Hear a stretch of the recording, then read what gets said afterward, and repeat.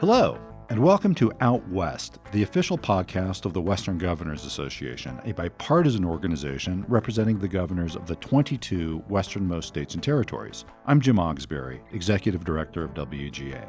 This episode will take a closer look at the WGA 2021 Annual Report, which highlights the past year's policy work of Western governors on topics such as broadband connectivity, workforce development, COVID-19 response and recovery, cybersecurity, wildfires, and species management.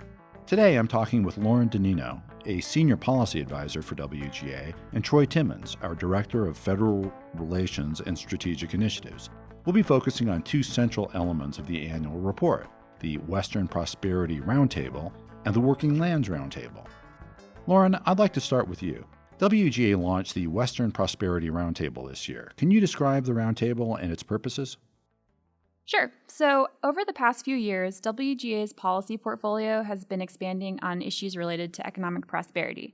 There was the Western Governors Workforce Development Initiative, then we did Reimagining the Rural West, and over that period, the governors also adopted resolutions on access to healthcare, broadband deployment, and a few other topics that are all intertwined with opportunity, prosperity, and quality of life. We developed the roundtable to continue advancing governors' policies on those issues while also creating a forum where they can be considered holistically. Through the roundtable, governors will be bringing together stakeholders, experts, and policymakers, getting them out of their silos, and examining those challenges through the lens of local communities. The Western Prosperity Roundtable was launched at an inaugural forum in May. What were some of the issues discussed at that forum? For the inaugural forum, we focused on broadband connectivity, telehealth access, data for evidence-based policymaking, workforce development, and disaster resilience, because those are all issues that are particularly important in light of COVID-19, and they're all critical to economic recovery as well. A key theme throughout the forum was the importance of giving communities the support they need so that they can choose and pursue whatever path towards economic recovery fits their individual circumstances the best. For rural communities in the West, many of which have been struck by natural disasters or are facing the loss of a major industry on top of the challenges posed by the COVID-19 pandemic, they're stretched really thin. They probably don't have a lot of spare time or specialized expertise to be seeking out federal grants and loans to invest in broadband or to develop a regional economic development strategy or to stand up apprenticeship partnerships with their local community college. And one thing that Governors Burgum and Brown both spoke about is the opportunity that we have in front of us right now to be ambitious and creative and close some of our geographical divides as we invest in economic recovery. So I think the Prosperity Roundtable is really about bringing that to fruition by making sure that all of our communities have the support and capacity they need to unleash their creativity and their ambition. Lauren, can you tell us a little more about the challenges of broadband connectivity in the West? Do governors make any progress toward expanding coverage this past year? Yeah, well, as far as the challenges, the West, of course, is the largest region of our country. It's a massive area to provide coverage for. Plus, then there's rugged terrain, federal lands, and some extremely remote communities. So it's a huge challenge connecting all of that area. And Western governors have been advocating for broadband connectivity for a long time, and they continued that successful advocacy this year with a particular focus on rural areas. Another issue with broadband connectivity in the West is that maps overstate the availability of broadband in rural areas, which then excludes unserved or underserved areas from getting more funding.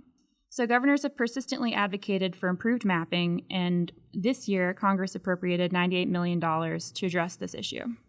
Another victory for Western governors was the creation of a $1 billion grant program, which was funded by COVID-19 relief dollars for tribal connectivity specifically. Western governors had advocated for designated funding for tribes to make sure that federal programs help close that very significant broadband gap. Western governors adopted the policy resolution utilizing state data in federal decision-making. Can you tell us about that resolution and what WGA has done to advance the policies it contains? Absolutely. That resolution recognizes that data is increasingly critical to developing and implementing good policy at all levels of government. And governors highlight that states are the sources and stewards of much of the data that supports federal decision-making. At the same time, states also rely on federal data sets to inform their own policies. It's really a two-way street. So as the federal government modernizes its data processes and infrastructure, which has been a priority over the past few years and in the current administration and the previous administration, States need to be consulted as partners rather than ordinary stakeholders. A good example of this was last year when the Office of Management and Budget proposed changing the way it defines metropolitan statistical areas, or MSAs. The government viewed it as a technical change, but governors immediately raised their concerns that there would be unintended consequences. For example, cities that lost their MSA status would lose access to BLS's regional labor statistics and to federal funding streams that are targeted to MSAs. The Office of Management and Budget announced that they would leave the existing definition in place in July, so it was great to see that policy in action so quickly after the governors adopted it. And we're going to continue advocating to ensure that states have access to the data that they need and that state data is incorporated into federal decision-making. We'll also be looking for ways to improve data sharing among state and federal agencies. Thanks so much for your insights, Lauren. Now I'd like to turn to Troy Timmons. Troy, the Working Lands Roundtable is WGA's other major policy platform. Can you tell us a little about the Roundtable's work in recent years and what the governors hope to achieve with the Roundtable? Sure. The Working Lands Roundtable, like the Prosperity Roundtable, is a way to aggregate Western governors' work, and in this case, the work we do on natural resource policy. It examines cross-boundary resource management challenges and looks for solutions to increase the resilience of Western lands and communities. That cross-boundary focus is key, and by cross-boundary, I mean landscapes that have multiple owners. In the West, you have a lot of landowners. The federal government is a big one, the biggest one in some states, but states own land, local governments, private landowners too. It takes all of those owners working together to address landscape challenges like wildfire risk and habitat and water quality and build healthy, resilient ecosystems in communities. Well, that sounds like a tall order fraught with complications. How does WGA pursue that ambitious goal?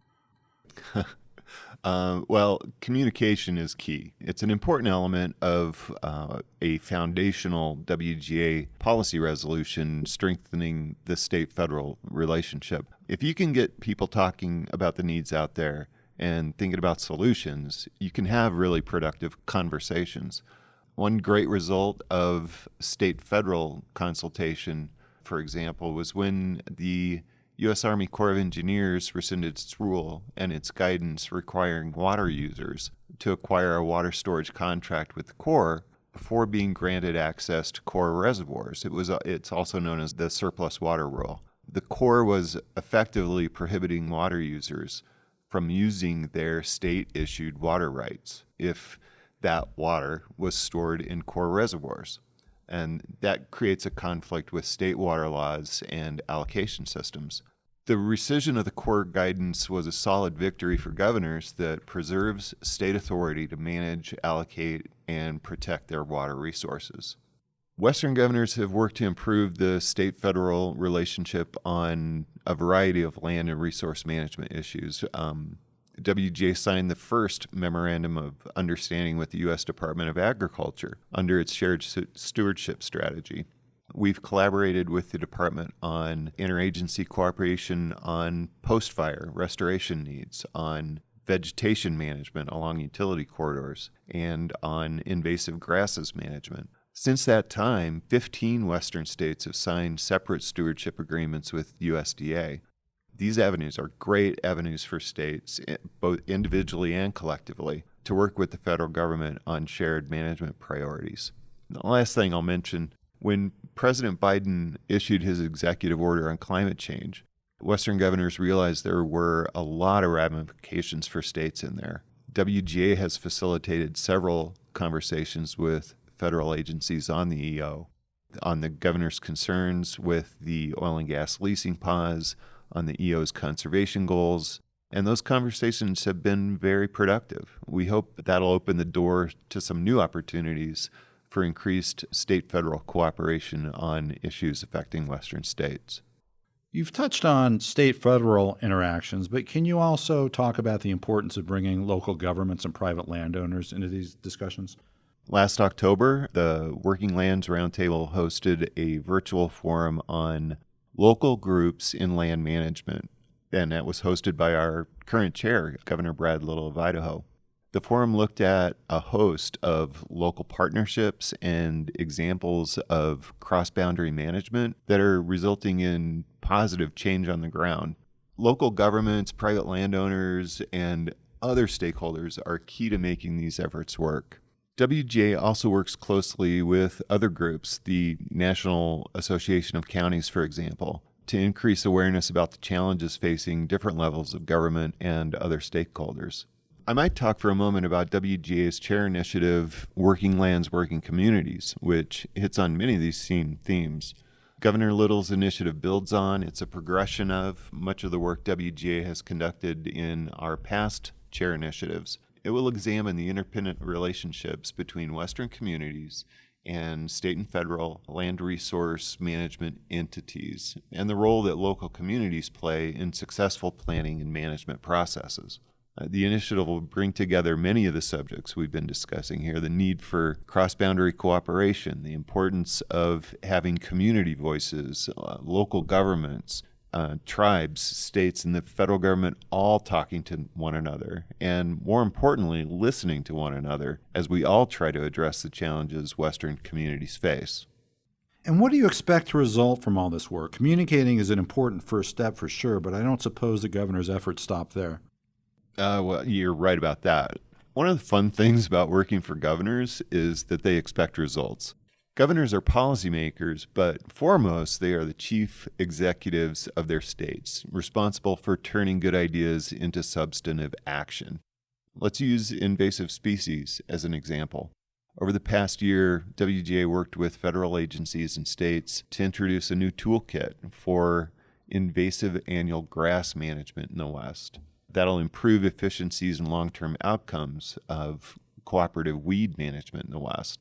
Western governors also launched the Invasive Species Data Mobilization Campaign, which encourages land managers to share previously unavailable invasives data more widely, and it should result in better data to guide land management decision-making.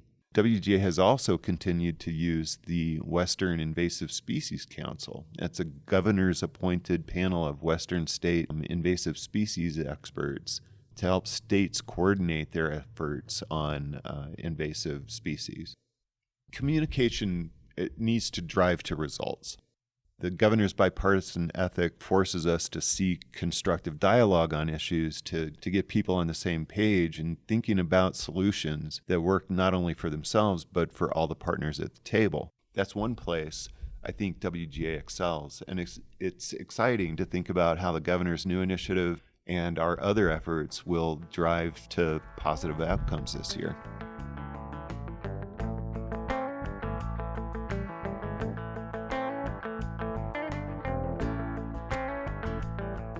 Thanks, Troy. And thanks to you for listening to this episode of Out West. If you would like to download and read the WGA 2021 annual report, please visit our website at westgov.org/reports. While you're there, you can also download the special report on WGA's recent Electric Vehicles Roadmap initiative. Finally, WGA would like to once again thank Lauren DeNinno and Troy Timmons for their dedicated work on behalf of Western governors and for sharing their insights today regarding WGA's Western Prosperity Roundtable and Working Lands Roundtable. Happy trails, everyone.